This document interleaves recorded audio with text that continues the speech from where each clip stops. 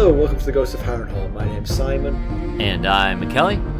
Thank you for joining us for episode 133 of our chapter-by-chapter book review of A Song of Ice and Fire by George Martin. Today we'll be discussing chapter 59 of A Clash of Kings, that is Tyrion 13. And we're going to chat about the chapter, we're going to try not to spoil any future plot points for you, and hopefully we're going to provide you some entertainment along the way. We'll summarise what happened, discuss our thoughts on it, provide some useful background, compare it to the television show, indulge in a little pedantry, and cover some relevant news and listener correspondence. Be sure to check out the show notes, they'll provide some additional information about the characters and geography of this chapter. How are you, Mackelly? I'm doing just fine. How about you? I'm okay. I'm not too bad. All right. I had a big presentation at work yesterday. Yes. That I think you were in the crowd for. I was, yes. You did a good job. It was stressful. Yeah. There was a lot of information to impart. There really was. You know, I don't mind public speaking. I'm right. okay with that. Yes. But when it's kind of like technical stuff and you got to get it just so, I'm better off the cuff like this, where if I say something really stupid, I can just get hauled up on Discord after the fact. Or we could take it out and the listeners will never know. If you spot it, but I mean, you're only a couple of rungs above me, you know. So I do have an exciting piece of news for you. Oh, yes, do tell. No, it's not that exciting. Tomorrow I'm going to see a band. This will be the first band I've seen in 2 years, which I thought about it. I was like, wow, I haven't seen a band in 2 years. And then I was like, I think before that last band that I saw, it had been about 4 years. So the pandemic hasn't really changed my going to bands that much. I'm going to see a band in Chapel Hill whose name is We Were Promised Jetpacks, which is a great name for a band. It is a good name for a band. Yeah, cool. That's good stuff. I have a longer streak. I have a longer concertless streak going on here.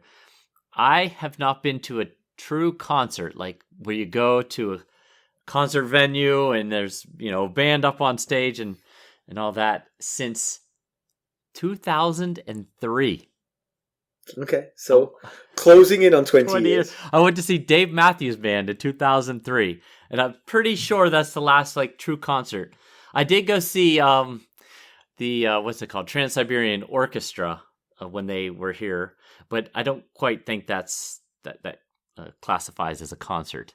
So you went to see the Trans-Siberian Orchestra. I often wondered who went to that kind of concert. Can I just say, I don't want to throw shade. So this is just my and Stacy and pretty much everyone that I went with's opinion. We just didn't care for it at all. Huh. So interesting. But I know people that love it. So we thought it was going to be something other than what it was. So we were all left wanting. It has zero appeal to me, but I am a curmudgeon, so. My music at the front of my house at Christmas time the lights at the front of my house at Christmas time are set to music. And you should see Simon's face right now. One of the series of music that it can be set to is Trans-Siberian Orchestra. So, It's amazing to me that we really sort of stick together despite our different core values. We're like yin and yang. Yes. I mean, if I were to do lights that sort of went on and off, I would be there at the switch. I mean, that's the limit. And I'm not doing that. That's way too much work. Or maybe they're just on the fritz. They come and go. So, actually, while we're talking about music, I talked to some people the other day, and they'd been to see the Eagles. The Eagles played recently. Oh yeah, and they were telling me that they got bargain seats in the nosebleed section, but down at the front, sort of in the standing area in front of the stage, it was $1,000 a ticket. I know that the Eagles are an expensive show, but wow, $1,000 a ticket, it's too rich for my blood.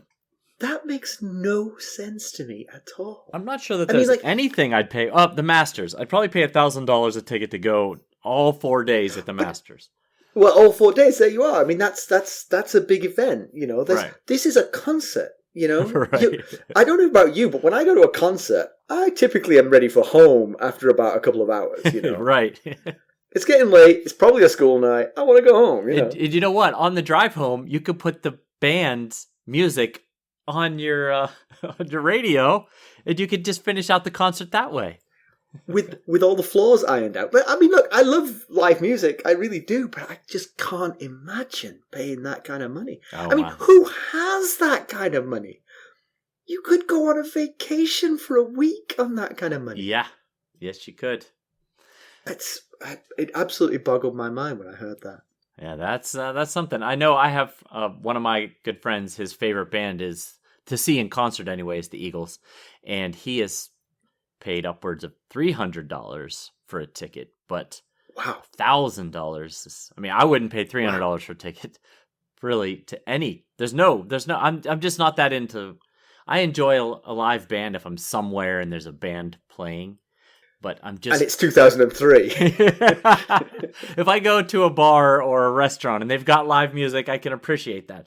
But I'm not that into live music that I will pay money to go and sit and watch for that purpose. Well, I think we're painting a picture of ourselves as being sort of like Luddites and Philistines and cheapskates. Well, if the shoe fits. Yes. Pretty close to the truth, I feel. Okay, so let's get down to business. How do we leave Tyrion Lannister? Last we saw of Tyrion, he was falling out pretty catastrophically with his sister Cersei, who'd captured and was tormenting Alayaya in the mistaken belief that she was Tyrion's love. He was promising grim revenge. Why don't we give him the summary of this one? Why don't we? So Tyrion surveys the Jade Holocaust in the Blackwater Rush from atop the walls of King's Landing. He's not convinced it will be enough. Tyrion blames Stannis as much as himself for what's unfolding. He knows that Stannis won't be on the ships. He's more like Tywin, leading from the back, than he is like his own brother Robert, who would be in the vanguard of every battle. Joffrey complains about the loss of his own ships, the wildfire being indiscriminate and all. Tyrion says that it could not be helped. They were always going to be lost. At least this way, they take most of Stannis' fleet with them. Tyrion looks for survivors. Around 8 ships were on the north bank disgorging their soldiers already. The first 2 battle lines were sufficiently far upstream of the main fire that they were unscathed, and the ships on the far side of the lines were unscathed on the southern bank. Generally, ships on the port side of the formation were able to head for the far shore and avoid the flames. Stannis would probably have 30 to 40 galleys remaining, enough to bring his thousands across the river. He thinks that it might take a while for Stannis and company to regain their courage, but he knows that desertion is a much bigger problem for himself. Lord Jacelyn Bywater warned that his half-trained troops would break badly if the battle seemed to be going against them. He sees men on the near bank and sends a runner to command Bywater to sortie out and attack them while they're still reeling from the events in the river. He calls for the 3 whores to be swung more to the west, although it's kind of hard to imagine what they're going to target at this point. Yes, unless they're throwing sort of like something to put the fire out, really. There's not much point throwing things. We've done enough damage. Yeah. Joffrey wanted command of the trebuchets and so complains about Tyrion giving orders. Tyrion clanks the king's visor down. The last thing he needs is Joffrey to catch a stray arrow. And there's the extra benefit of not having to see his punchable face. Yep. Indeed, Tyrion figures this is a good time to give Joffrey his fun. He's got the Antler Men ready to be fired from the trebuchets and gives his nephew permission to do it. So that's why they're reorienting the trebuchets. They're going to fire the Antler Men. But he needs to hurry. They'll be needed for actual war again pretty soon. News arrives that Stannis has landed forces south of the city on the Tourney grounds. They have a battering ram and are attacking the King's Gate at the southern point of the diamond. Remember, King's Landing shaped like a diamond on its point. The King's Gate is at the southwest corner of it. Just a point of order. A diamond on its point is redundant because a diamond not on its point is a square. True. Yeah. So, a square on its point, then. Yes, you can say that. That's fine. Tyrion races to the scene and finds a lack of order and discipline, while the gate is pummeled by a battering ram. He also finds Sandor Clegane in charge, but the Hound is belligerent and has a large gash over one eye, blood running down into his scarred face. Tyrion recognizes fear in the big man's eyes. He's lost half his men and apparently his courage. Tyrion takes command. He gets geared up and finds that only half the men have rallied to his side. He chides the other wide-eyed knights and sellsword. If he's a half-man, what does this make them? Slowly the men are shamed into saddling up, and he turns and leads them towards the sally port, hoping that they're following. So, not an awful lot. I bet everyone was getting just settling into our summary of the chapter when it came to an end there, because it was a short one. Not that much happened, right? On my e-reader book, it was only 7 pages, so only 16 minutes in my audiobook. Oh, I was going to mention the fact that when you said, I did notice that you said the Hound is belligerent, and I was like, that really did not need saying. I mean, like, the Hound was still alive, therefore he was belligerent. Right. So the chapter starts with Tyrion watching the wildfire from the battlements. He is, obviously, I think he's pleased that the plan worked, but I think he's also a little bit horrified about what happened. Sure. He doesn't actually articulate that very much, but one of the things he does is he starts to sort of like spread the blame, and he sort of blames Stannis as much as himself for what's happened, because if Stannis had just not come here, this wouldn't have had to happen. Yeah, that part reminded me a little bit of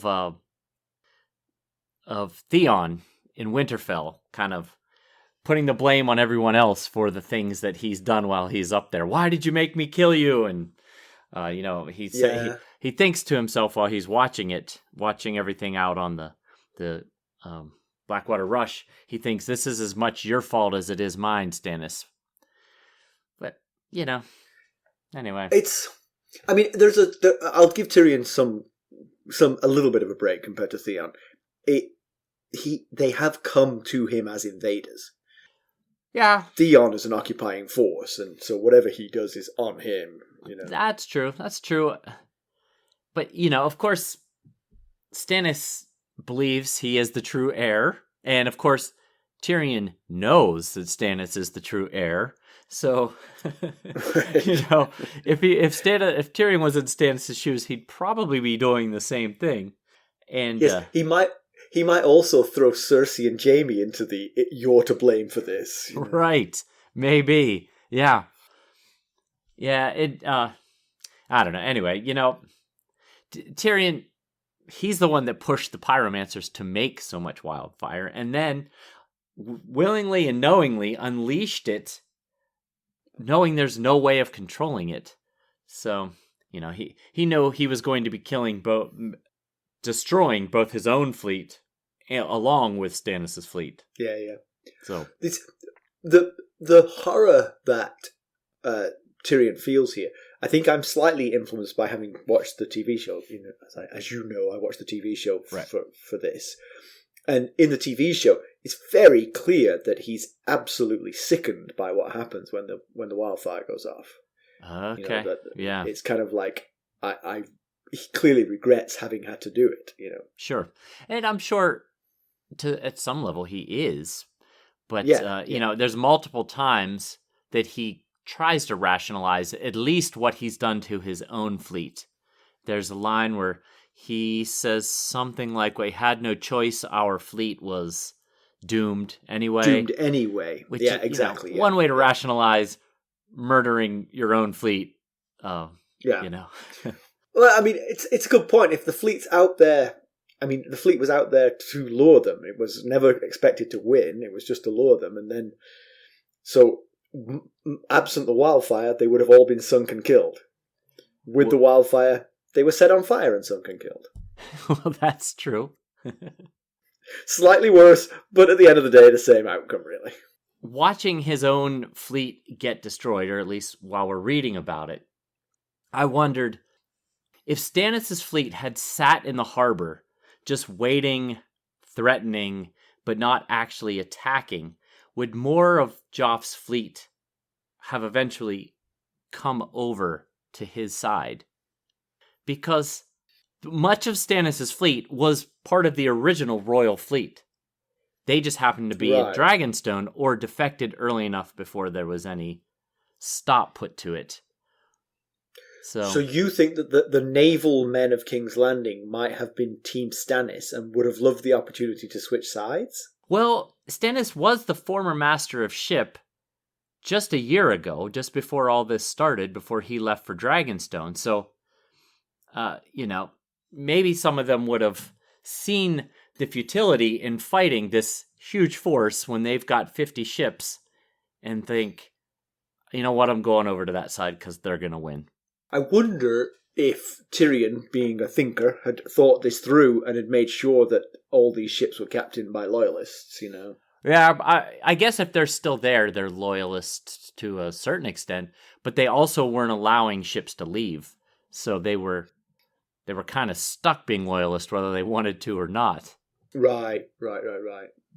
But the captains, you could bring the captains from the boats and interview them and say, look, your former master of ship is going to come here. We want you to fight him. Are you going to be okay with that? Or are you going to switch sides, Right. Yeah. Not sure you'll get an honest answer to that question, but... They had to have known going in, though, being that they were outnumbered so heavily that it was, as Tyrion thinks, they were doomed regardless. So if you're doomed regardless fighting for that side, and the guy on the other side was your commander, might be, if they sat there long enough, they might be swayed to switch sides. That's probably not, but it's possible, I think. Especially the way the battle was conducted, because the battle, basically, they were just luring them in, and so the more they lured them in, the more outnumbered and surrounded they were, the more inevitable their defeat was. If they were sort of acting more like a guerrilla force and just sort of like making darts out to sort of harry individual ships and come back in again kind of thing, that would have been slightly different. You might have said, well, we can stay afloat for a while. As it was, they invited 200 ships to come flying up the river right. and crush them, when they could back up no further, Right, yeah. And, of course, they got rewarded for their loyalty by being burned to death from their own side. Right. So, had they known that was coming, they probably would have defected. And that's a good point. And although the wildfire was indiscriminate, it doesn't matter which side you defect to, you're still going to get burned. That's true. But the other thing is, of course, is that they must have known the plan to a certain extent. I mean, because you would, as a captain, you would question, why the heck are we drawing them in? Sure, it's narrow, so they can't be 200 wide. Right. But still, we have nowhere to go. We're backed up into the river. And yes. they're like, don't worry, the battle won't last that long. We've got a plan. Yeah. Just can't tell you about it. You might want to rub in the factor 70. Oh, man. Yeah, I mean, you're right. You're right. Why? What were they told? What were the captains told? That you're going to wait at the mouth, and then when Stannis' fleet come in, you're going to backwater into a certain location. Yeah. I mean, they probably would know about the chain, so they would know that they could sort of like, maybe they were being told that they were going to cut the fleet in half with the chain or something, Right, yeah. But yeah, maybe. Still, it's like... Right. It's still strange. But you mentioned here in our notes that hopefully they were minimally staffed to reduce casualties. We'll be right back. Hello, friends. Are you ready to make some unforgettable memories? Well, if so, consider the Marriott Bonvoy program. Discover the perfect destination for your summer getaway and unlock exclusive deals on luxurious accommodations. With our affiliate partnership, you'll enjoy unbeatable savings and a seamless booking experience. Don't let summer slip away. Visit Marriott Bonvoy today and make this vacation season one for the books. Use our Ghosts of Harrenhal affiliate page to check it all out and buy Bonvoy points or give some as a gift. The link to our page is in the show notes. But there's the balance, you see, because if you say, all right, we want you to go out there and fight 200 ships, but we only want you to take about 20% of the normal number of men that you would need for the naval battle. Right. Why is that exactly? And based on the fact that they backwatered, that they went in reverse, they likely had at least enough men to fight and row, because they would have had to row back up the stream up the river because the current is going in the wrong direction. So exactly. And I know that I looked it up. I thought, well, maybe they were using wind to go upriver. But when the White Hart pulled alongside Black Betha, they both broke their oars when the two ships collided. So they were using oars at that point. Yeah. And I think I'm right in thinking that the wind was blowing from the south, I believe. From the south, so that would be blowing them out of the river. That would be going in the direction of the river flow. Yeah. I don't really know how ship sailing works. But well, sometimes when it's windy, if you just stand there and put your arms out, you get blown sort of in one direction. That's the direction the wind's blowing. So Tyrion says there wasn't, he's explaining to Joffrey why this had to happen. He said there's no other way. If we hadn't come forth to meet them, Stannis would have sensed the trap. Yeah. The flip side of that is, if you hadn't been out there at all, they might have just sailed their ships up the river because they could. Right, and then you put the chain up, and then you start dropping wildfire on them. Right, a lot less damaging, yeah. But, of course, he says Stannis would have sensed the trap, but we know that Stannis had no control because he gave up that control to ride with his army. It's kind of odd that he says Stannis would have sensed the trap, because before that, he thinks to himself that he knows.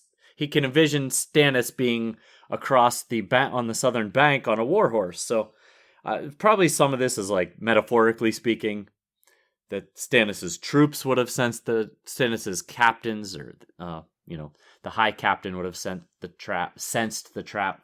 Yeah, I think. But isn't he just using the word Stannis as a synecdoche? The sort of representing all of Stannis' army as Stannis, Yes. Stannis' forces would have. Because he... And also gave me the opportunity to drop the word synecdoche. I had to wait for you to explain it.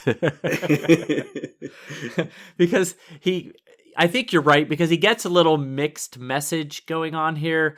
Because, like I said, he imagines Stannis on the warhorse watching the battle. Then he also mentions Stannis rowing the fleet up the river, but not rowing it back out. And here he mentions Stannis would have sensed a trap. So yes, I think he's referring to that force out there outside the walls as Stannis.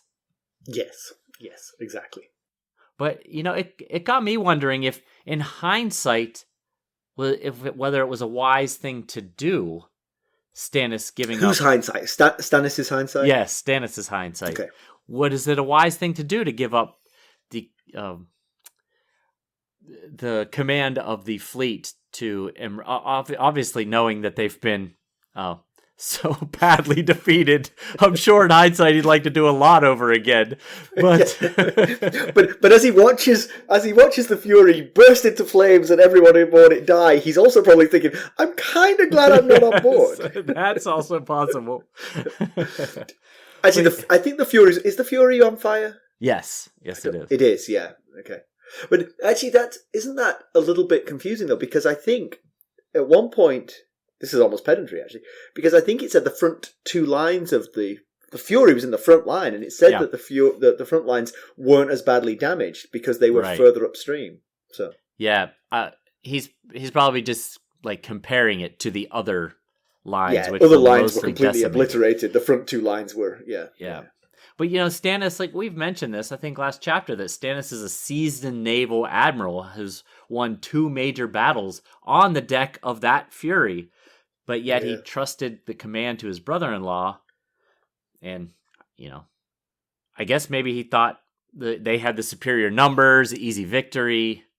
Yeah, he maybe didn't even think there was going to be a fight. Maybe just thought they were coming in to sort of like carry troops, and nothing needed to happen, but they got outsmarted. Yeah, he probably should have known that Imry wasn't as familiar with the bay or the river, unlike him, who spent time in King's Landing as master of ship. But again, like you just said, if he didn't think there was going to be much pushback, then maybe he thought, even my brother-in-law can't screw this up. And Imry said, hold my beer. Davos did know that there were, I mean, at least Robb's Hammer and the Lady Lyanna were significant warships that should have been there. So they knew there could be some trouble. Right. They turned out they weren't there, so there was less trouble, but... I did find it a little bit... I spent a little time thinking about how Tyrion knew that Stannis was on the south bank with the army and not on the deck of the Fury. Do tell. Well, so the reason for the points for him knowing this ahead of time is that what we said in the summary, that he thinks Stannis is like his father, Tywin, and that he would fight from the rear and not from the front lines. And there is the Fury smack dab in the middle of the front line. And so, he might assume from that Stannis is not on that ship. But otherwise, there's not...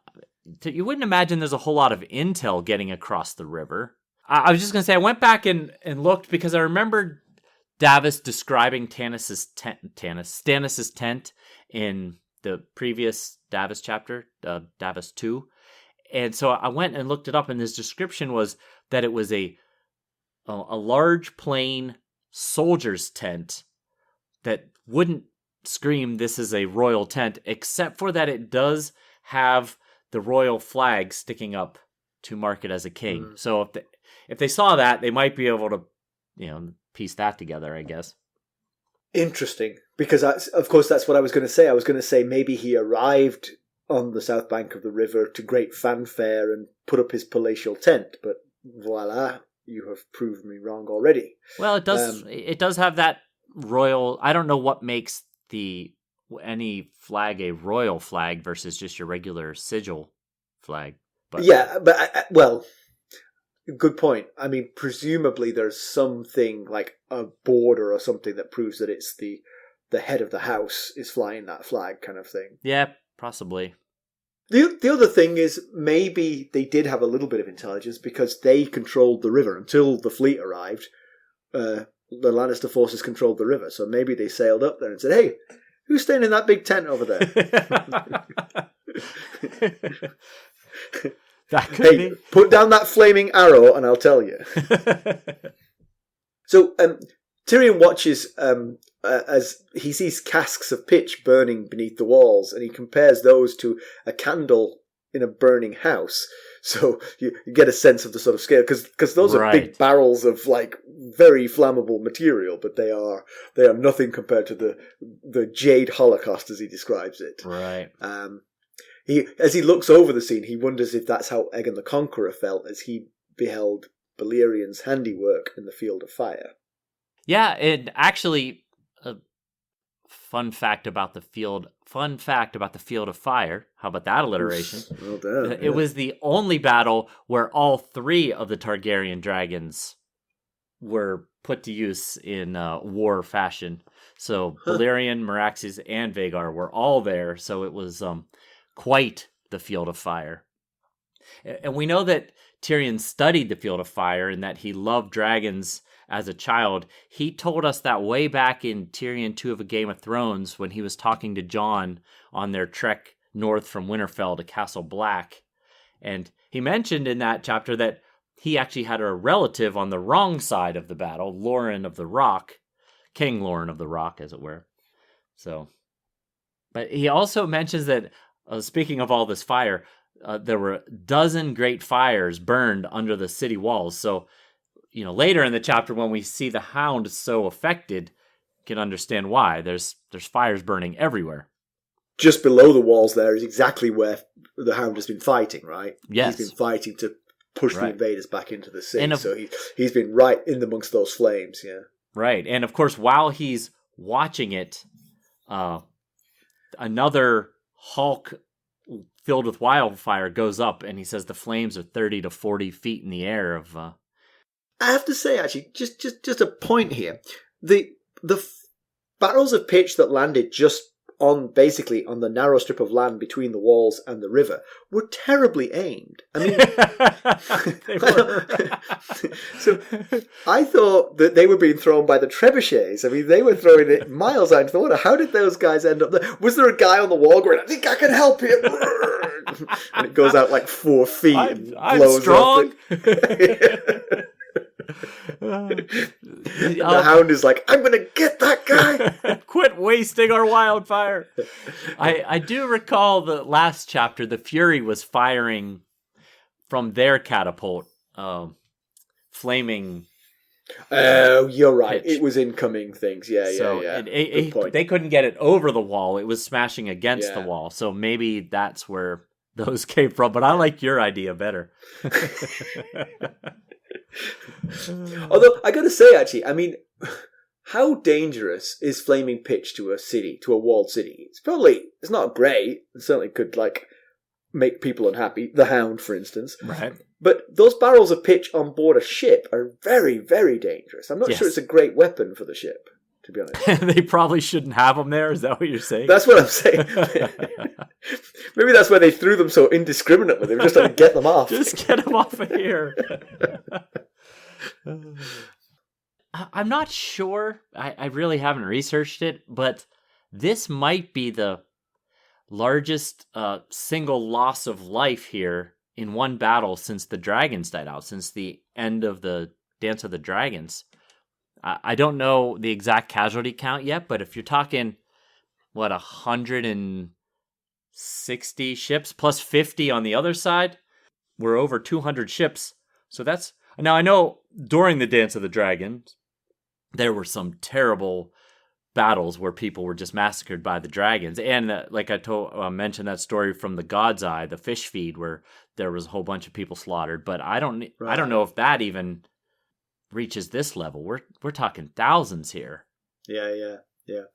But Stannis is left with 30 to 40 ships, which, that's a huge loss if he's lost 160 to 170 ships. But you can imagine that these ships might take a couple of hundred men each if you cram them in. So each trip across could bring 6,000 to 8,000 troops across the river. So it's still not negligible, this force. You could still get that army across pretty quickly. Yeah, it's not nearly as dire as it looked from the end of the Davos perspective. Yeah. So... Not for Davos. I mean, it looked pretty dire for Davos, but the war, the battle in general, doesn't look quite... Yeah. I mean, it's terrible. I mean, we're talking probably 160 to 170 ships and all their people lost. But now, that's not... I don't know that he's including the Lyseni ships from Salador San's fleet. I went back into the prologue when they described it, and it seems like he has about 25... Lyseni ships. Oh, okay. So that's more than I realized. If Stannis moves some of his troops down to the far east side of the South Bank, they could probably ferry them across on the other side of the chain as well. Good point. The one thing is, of course, is that the river is still on fire, so they can't use the quick crossing across the river yet until the fires die down. And then, as Tyrion points out, it's going to take them a while to pluck up their courage to make that crossing, because they don't know that all the wildfire has gone in one fell swoop here, but... That's true. I wonder, though, there's only so far that those trebuchets can shoot the wildfire, and they've got a long river with apparently no bridges anywhere on that river. So if they just move the troops, hey, we're marching west a ways, and then we're going to cross up there. You'd be able to get to a point where they can't reach you with it. Yeah. And certainly that riverfront is long enough that you could sort of spread the boats out so that if wildfire comes again, it only destroys one boat, That would be the trick. Yeah, that's true, too. Yeah. Tyrion sees this as just a half victory. It doesn't, they haven't they haven't prevented the men from getting across, and so the battle is still coming. Joffrey's fleet has been completely destroyed, but Stannis can still fight. And like we were just saying, that's another reason. If they can move to a point that's past the landing, past the range of the wildfire, they should be able to move back and forth fairly indiscriminately, because there's no one left, no ships left in Joffrey's fleet to stop them. Yeah. And that, of course, the half victory, if it still leaves enough ships for Tyrion to get, for Stannis to get his men across, this might have all been in vain, because there's still like 16,000 men on the other side of the river. And if you haven't prevented them from getting to the North Bank, then that was quite the great deal. Like Davos said last chapter, we'll get our victory, but at what a cost? What a terrible cost.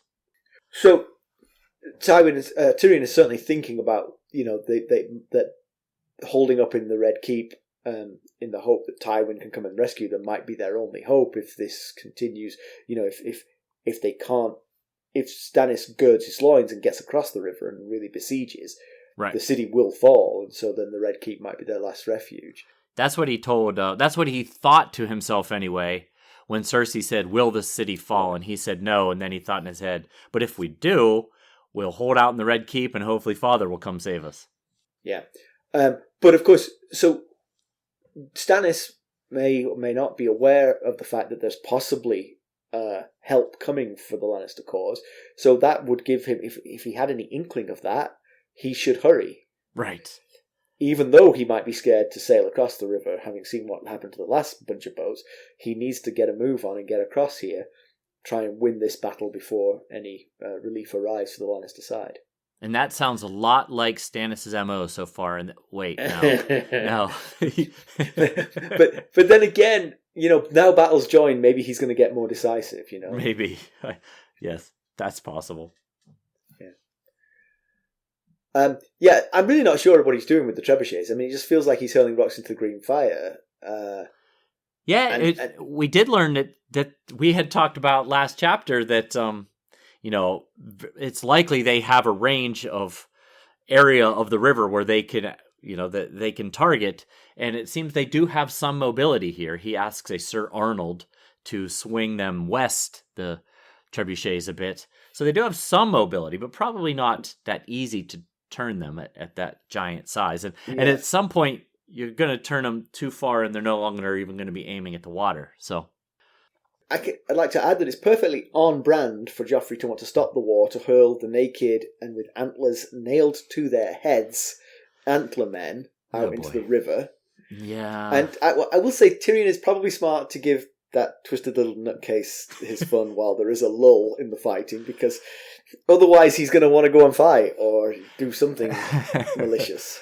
Yeah, I guess if there's ever a time, now would be it. And, a couple things on that. Now we see what Joff meant when he told Sansa he would deal with the traitors in reference to the three whores in her chapter 2 chapters ago. But, yes, I mean, Joff has the expected priorities for Joff's character. Inflict pain and punishment on the helpless people first, winning the war second. Tyrion was planning on shifting those trebuchets and continuing to fire boulders at the ships, and Joff's like, but wait, no, time out. I need to do my little side project first. Yeah. And it kind of echoes the Mad King killing the Starks a little bit. Just like, yeah, it does a little. Only that Aerys was obsessed with fire, and Joff's murderous desires seem rather indiscriminate in their methods. As long as there's punishment and pain being inflicted, he's fine with it. It probably now he's seen what wildfire can do, though. Maybe he's going to join Aerys in his obsession. Yes, that's a concern, isn't it? Tyrion wanted to keep Joff as far away from the wildfire as possible when Helene said, "We'll come show him what we can do," and he was like, "No, how about not?" Yeah. Now he's just gone and shown him. The only thing I want that kid to do with wildfire is drink it. But does Cersei really think that it's a good idea to indulge in this sadistic desire of his? I mean, well, the alternative, of course, is to repress that sadistic desire, and I'm not sure that's a good idea either. So she may be just taking the lesser of two evils. I guess. What about teaching him, showing him lordly restraint when dealing with those sentenced to death, not use them as a spectacle for enjoyment and amusement? It's because of it's because of Joff and Cersei that I've continually find myself rooting against Tyrion here in this battle. Yeah, I mean, of course. I mean, look, we're all fond of Tyrion, but he's fighting for the side of wrong here. Joffrey has no place on that throne. Right. Neither by hereditary nor by sort of like just morals. He shouldn't be on the throne. True. Stannis may not be the greatest king of all time, but he has got a legitimate claim. Right. And he would rule with something closer to a level head. Right. And it doesn't help that this Tyrion chapter is flanked by a Sansa and a Davos chapter, two characters that you can much more easily sympathize with and root for. They're not fighting for two pretty awful people. So earlier in the week, I asked you about a scientific question regarding a debate that's going on here in this chapter. But the Gold Cloaks are debating whether these Antler Men might fly all the way across the river because they're lighter than the boulders. And I wondered if they are scientifically true. And since you're the PhD scientist and I am the lowly former sports writer, it seemed to make a lot more sense to have you discuss it than me. Well, honestly, I haven't... I mean, look, I'm a scientist. The way I would find this out is with experiment. I would get a couple of Antler Men, nail antlers to their head, strip them naked, fire them from a trebuchet and find out. But in the absence of the experiment, I'm forced to sort of like come up with a hypothesis. So you were talking about Newton's second. You went all Newton's second law of motion on me, and you were, I did. Yes. Force is mass times acceleration. But so they are lighter than the boulders. So the trebuchet is going to fire them with the same force it fires the boulders. But because they're lighter, they're going to have more acceleration. Right. Right? That's the upshot of that. But it's a single impulse force. It's not like they've got a jet engine strapped to them that's going with them. Right. It's a one-time force that's going to give them that acceleration, and from that point on, they're going to slow down. They're going to slow down. And I think that a rock is pretty aerodynamic. It's not pointed, but it's not. Well, it doesn't have arms and legs flailing in the air and antlers, yeah? And right. I think all of those limbs might create more air resistance for the Antler Men. So I think that even though they've accelerated faster, and so their velocity at release from the trebuchet would be slightly higher, I actually think it would be fairly close where the two land. Yeah? Okay. But I don't know. Don't know. I just always... It always feels like when I throw something, like if I throw a youth baseball, which is lighter than a regular baseball, versus a baseball, true baseball, that because it's heavier, I can throw it further. And I just assume that's due to wind resistance. It can hold up to wind resistance better than the lighter object. So that's why I was wondering if they might not fly as far as the boulders. We'll be right back. This episode is sponsored by Audible. To get a free audiobook, or 2 if you're an Amazon Prime member, go to our exclusive URL, audibletrial.com/ghostsharrenhal. You can find the link in our show notes. Yeah. But they would... I guess the same kind of applies. Assuming that you throw those two things with the same force, you should actually be accelerating the lighter object slightly quicker. Slightly more. So you might be able to get more initial velocity on that. So that does go to they might be slowing down. They might slow down because of air resistance more because they're floppy. And right. Now, if they coil up in a ball, you should ask one of them to coil up in a ball and see how far he goes. Let's test this. Yeah. You're going to land in the wildfire unless you get really tucked. Grandmaster Pycelle should get out there and do some experimentation. Anyway, well, just wanted to think about whether who would win on that bet with the Gold Cloaks, whether they fire further or fly further or not.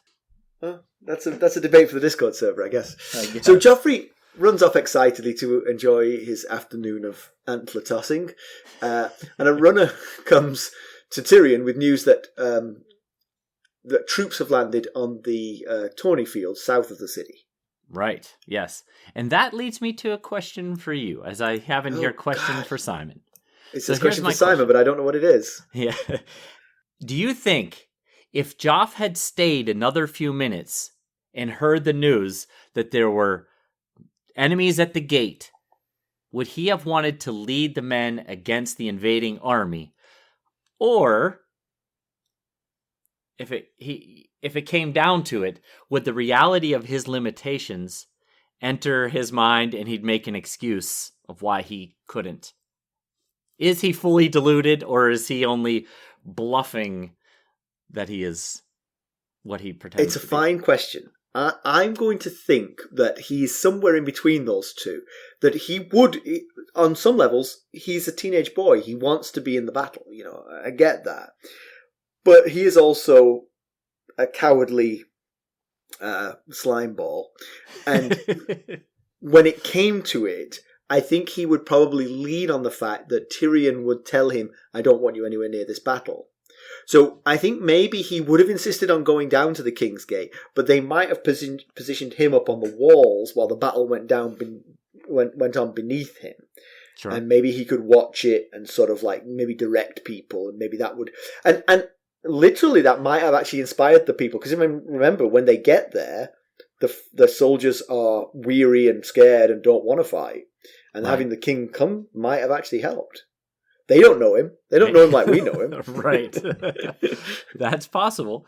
Yeah, I was thinking back to Sansa saying, my brother always goes where the fighting is heaviest, but then he's a man-grown, unlike your grace. I wonder if that would have stuck in his head and been like, I gotta go prove that I'm tougher than Robb. But ultimately, I think that he would not have actually gone out there. I think he probably would have, my uncle says I can't. Well, I mean, Tyrion really doesn't want Joffrey to get hurt here, so he probably would have kept him from the actual fighting. But, he could have had a bow and arrow on the walls and sort of like fired at them as they tried to bash down the doors. That's relatively safe, as long as he keeps the visor down. Right, as long as he keeps his visor down. Yeah. So the Hound and his men are inside the gate. The Hound refuses to go back into the fight, despite the fact the door is being rammed. Tyrion can see how scared the Hound is. He's dead on his feet, is how he describes him. And he intuits that it's the fire. Like you said, the Fury has been dropping fire on the beach where he's been fighting. It must have been pretty scary to someone who's afraid of fire. Yeah. Or anyone, frankly. Right, yes. But especially someone who's afraid of fire. Yes. But he actually says, I'm not taking more, he means his men, into that fire. He doesn't say that fight or that battle. He says, I'm not taking any more into that fire. So it kind of shows what he's thinking, what the primary issue is. It's not so much the men, or the death, it's the fire that's that he's primarily concerned about. He does make a solid point about the futility of getting more men killed as those men become further outnumbered, as more troops make it across. So there's that. Yeah, I mean, you've got a city with big walls. That's where you defend. You don't have to go riding out there and sorties that get yourself killed. You can fight from the walls. Right. Yes. Now here's a question: what if Joff had gone down there? He hadn't left. He heard the news. He went down to the gate, and he commanded the Hound to go out. I will raise you a different theoretical. The Hound sees the king arrive and says, hey, I'm a king's guard. I'm going to stay and protect the king. You lot go out You lot go do it. Yeah. So it is interesting that Tyrion was aware of, has become increasingly aware of Clegane's fear of fire, and then put him in the vanguard of a battle that was inevitably going to involve an awful lot of fire. Right. Yes. So maybe I don't know. Maybe should have chosen a different person for this, or I think ideally yes. But pickings seem to be kind of slim on the Kingsguard right now, which is a shame because they're supposed to be some of the best knights and men in the realm, but yet he finds himself with a lack of options for leadership here. And then, what does that come down to? Poor choices for the Kingsguard, where maybe some of them chosen for their lackey qualities, like who their allegiance is to, like the Kettleblacks being in Cersei's pocket, more so than valor and fighting skill and the willingness to die for the king. But you know what? Again, Jaime Lannister's to blame for this. There was a time when you would choose the Kingsguard for the valor and fighting skills, but now you want them to be lackeys because you can see what happened when they're not lackeys. Right. Yeah. When they have a mind of their own, it can go horribly wrong. He's missing some of the top Kingsguard. Jaime would be the obvious choice to lead these men, but Jaime is stuck in a prison cell in Riverrun. Ares Oakheart, another solid, seemingly trustworthy member of the Kingsguard, but he was chosen to protect Myrcella. And of course, Barristan Selmy was sacked, so Betty wishes he had him right about now. And for all we know, we still haven't found him yet. He could be on the other side of the river, ready to come fighting for Stannis. He could be, true. We don't know where he went. But last time, Stannis was looking for him and had not found him last time we saw, right? Renly was. Renly was hoping to get... He was with Robb, and Catelyn was like, nope, I haven't seen him. But Tyrion rejects... So there is another member of the Kingsguard there with them. Sir Mandon Moore is there. But Tyrion thinks men won't follow him. And he remembers that Jaime telling Tyrion that Sir Mandon is a dangerous man. But that he thinks, Tyrion thinks, he's dangerous, but not a man that others will follow. And we got that dangerous man thing from the very first Tyrion chapter of this book, when Sir Mandon wouldn't let Tyrion and Bronn and the other men that were with him into the small council chamber. And Tyrion noted his pale gray eyes and oddly flat and lifeless face. And he remembered Jaime saying that about he's a dangerous man because his face doesn't give away his intentions. That's what makes him dangerous. Yeah. But I can see why it might not make him a great leader. Although, if you've got the sort of cold, dead eyes of a shark, people might do what you tell them. Right, quickly. Yeah. He won't show fear like the Hound is doing here, so there's that. One thing I'll say about the sort of battle that's about to ensue, King's Landing is very big, and it's hard to protect all the corners of it. I would have thought that the King's Gate would have been pretty heavily fortified. It's surely possible that Stannis could have moved some troops upstream and found a way across the river over the last couple of days. He's had time, yeah? And if so, the nearest point of ingress from that crossing would be the King's Gate. So I would have thought that they would have specifically, had that one fortified. Right, I agree. It makes perfect sense, especially since they know that they've trapped them all into the Blackwater Rush.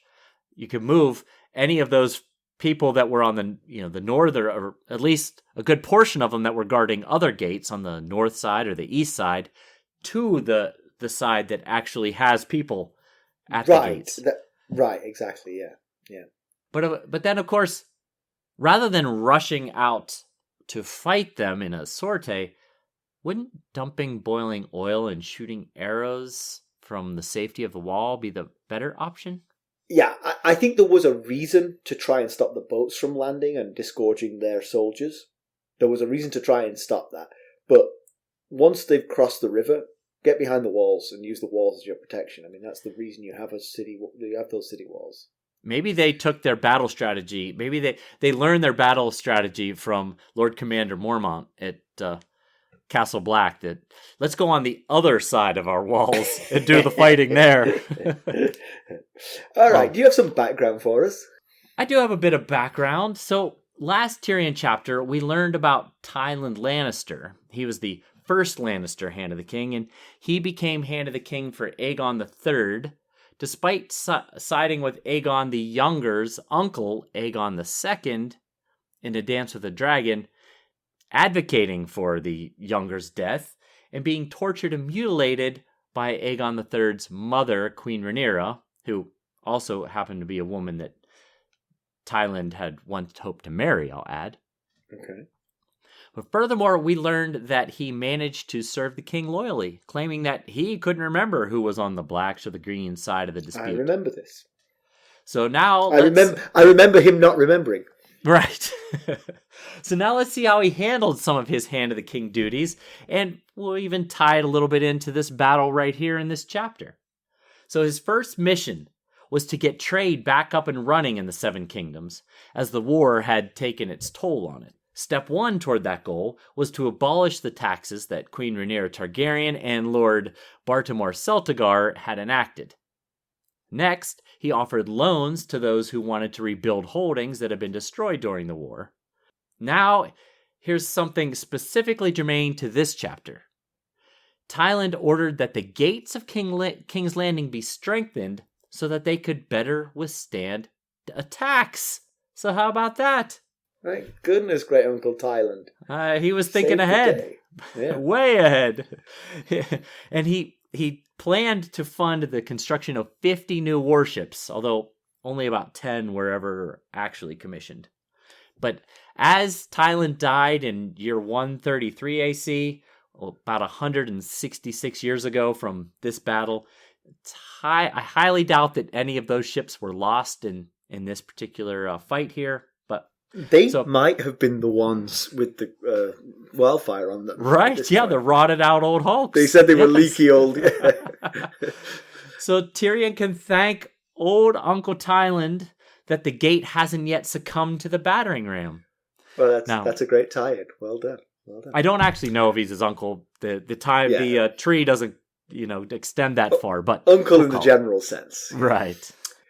All right, comparison with the television show. Most of this gets dropped. Stannis is on board a ship. The whole being on the wrong side of the river is dropped from the TV show. Okay. He comes by. The whole of the invading force comes by ship. There are no ground forces. He is lucky to avoid the wildfire and then lands the remainder of his men below the walls. The battle then becomes pretty hand-to-hand, and the only nod to any of this content really is that Tyrion sends Pod to the King's Gate to bring anyone there to defend the walls here, wherever here is, the point where they are. TV show pedantry, just as a matter of interest here. As the rowboats row ashore from the big ships, okay, and Stannis' men are jumping onto the shore, the Lannister forces are firing flaming arrows at them. But I don't understand that. The flaming does nothing. Because the arrows hit you and then that's what stops you. It doesn't matter if the thing's on fire. You've just got an arrow in your chest, yeah?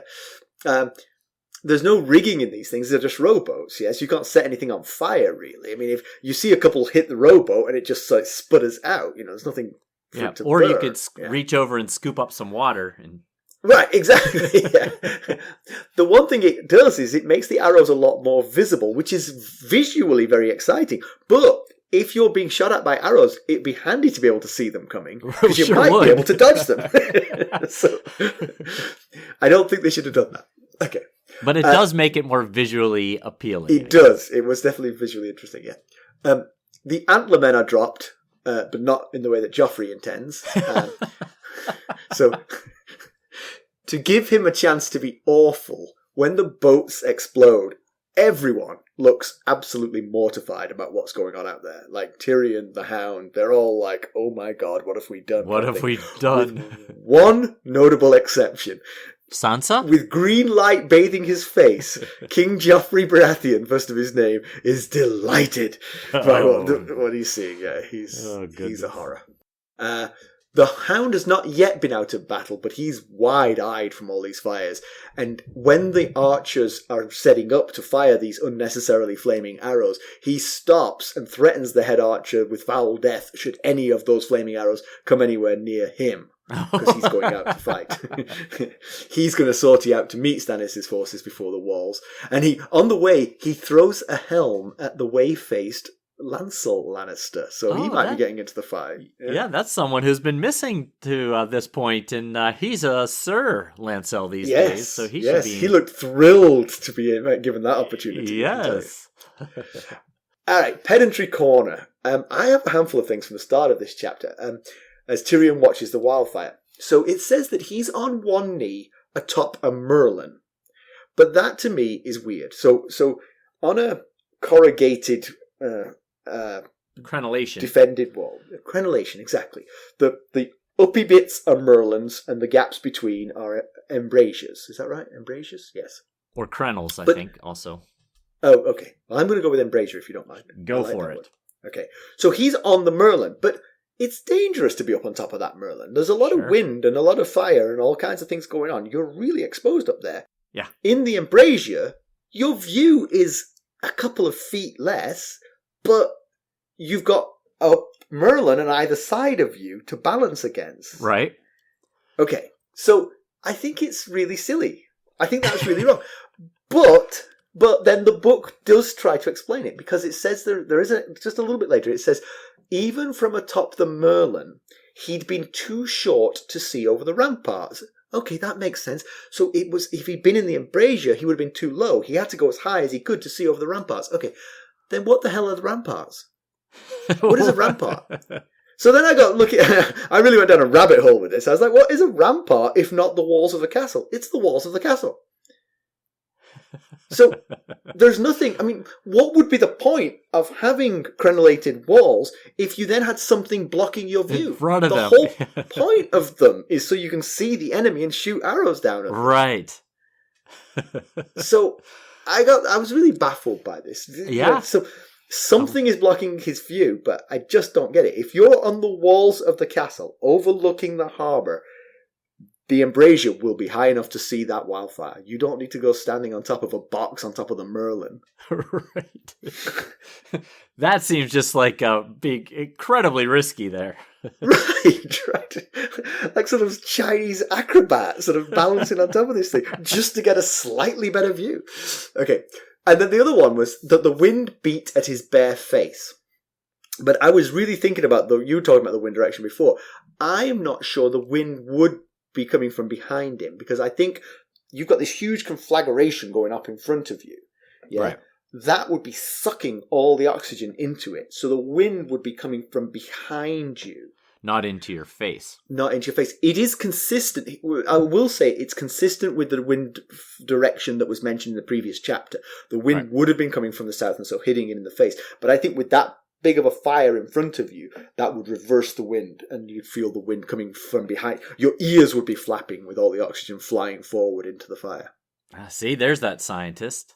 Yeah. That we... I had another one, but thankfully you got me to drop it because I was wrong. There's just a very confusing part in the latter part of the chapter where it sounds like Tyrion says, "Come on, let's open the gates and go fight them," and it turns out it was the Hound who said it. He didn't want to go outside the walls, so he just said, "Let's open the gates and we'll kill them all in here." Right? Yes, but it wasn't. So that was silly. I won't say that one. All right, news and notes. Did you do something funny? News and I did. Did everyone enjoy last week's Monday episode drop? Well, Monday for Eastern Standard Time, US anyway. That was technically an accident. I accidentally published it on Monday instead of Tuesday, but it's a really good time to roll out a little taste of what we're planning to offer our new monthly sustainers. Go on. So we are for everyone who sustains at a minimum $5 a month level, you'll receive our weekly episode drop at the old time, Monday Eastern Standard Time at midnight. That will be through a Buy Me a Coffee email with a link to the episode in it. So, are the sustainers getting the unedited version? Oh, it's edited. Okay. I seem to remember we moved it to give ourselves more time to edit it. Well, no, that's great. I'm glad. I think I like the fact that you gave everyone a free teaser of it by mistake. That was clever. I don't know how. I guess it's just old habits. I scheduled it for Monday at midnight. It's the midnight thing because you gotta remember it's Tuesday midnight. Every time you say Monday midnight, I'm like, I don't know what day he's talking about. Yeah. 50-50 chance I get that right. Apparently, I don't either. Yeah. So, yes, we discovered on the Discord server that Sustainer Genevieve did indeed complete her PhD. So, sorry, Sustainer Dr. Genevieve. Right. Round of applause. Congratulations. Yeah, yes. And so just today, George Martin updated his blog with an incredibly long post. I'm not going to try and summarize all of it. I would suggest I retweeted it. Go follow our Twitter page, and you can find it there. I'm just going to give you the very short summary of what it said. Here's the good news. There's a lot of new shows in various stages of progress. So, yay, good news. Yay. Here's the bad news. That doesn't sound like a book you just described. No, it doesn't. He said that his work on The Winds of Winter in 2020 was more than it was in 2021 because of too many other projects. And he actually seemed a bit irked that he gets asked so often about The Winds of Winter. So I get it from his perspective. He probably gets tired of hearing about it, but also from our perspective, we have been waiting more than a decade. So, Okay, Mackelly, I'll let you decide whether or not we edit what I'm about to say out, just in case we ever get George Martin on here for an interview. But he gets a bit irked. He? Give me strength. He's created something that everybody wants, and we want him to create more of it. Right. And we ask him about it all the time. Have you done it yet? Have you done it yet? That's the price you pay. Yes. You know what? Right. You know what? I've got this brilliant solution for you. If you don't want to get nagged about publishing that book, publish the bloody book. We'll stop. We'll be too busy reading. Right, yes. I mean, it's basically flattering him. Exactly. We love the work that he's done, and we would like to see the next installment. We want more of it. Right. So, but here's some of the things that he's working on aside from The Winds of Winter that he mentions. He's working on Fire and Blood, Volume 2, which he's considering calling Blood and Fire, so as to not call it Fire and Blood, Volume 2. He's working on a coffee table book, a Who's Who in Westeros, and he's working on completing the Dunk and Egg series, A Night of the Seven Kingdoms. So those are the things that he's got going on that aren't all right. writing A Winds of Winter. Yay for George. Okay. So the 3-body problem. Right. Do you know about this? Do you know what I'm talking about? I meant to tell you about this ages ago, and then I completely forgot. But go ahead, tell everyone. So we've talked about the 3-body problem before on the pod. We've said that it's a book that we both really enjoyed. Yeah. It's being made into a television series. It's being made into multiple television series, but the one that I'm particularly interested in is the one that's coming to Netflix, which is going to be created by Benioff and Weiss, the creators of Game of Thrones. Yes. My head explodes. And the good news is, it's already been finished, so we don't have to worry about them writing an ending to the story. Right. And it's got a couple of Game of Thrones alums in it. It's got I'm not going to remember the actors' names here, but Liam Cunningham. Oh yes, awesome. He's going to be in it.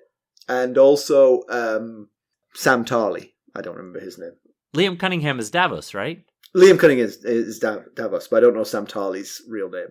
But so Shoe Queen, our Shoe Queen will be very excited about that. Exactly. She's got Liam an Cunningham. Yes, right.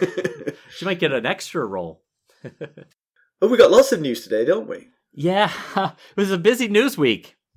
Can I tell you, the next one you're going to read out is not funny in the slightest, but there's a slightly funny thing about it. I was just reading ahead just then to sort of see what was coming up next, and I was like, oh, I meant to tell Mackelly about this. I was like, where did I read this? And I was like, oh, it was in these notes. Mackelly put it in there. So I read it and was going to tell you what I'd learned from what you wrote.